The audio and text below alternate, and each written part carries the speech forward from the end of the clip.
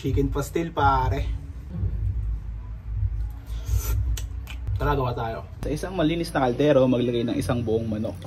Joke lang, pitcho lang. Dahon ng laurel, kalahating cubes, asin. Okay na yan.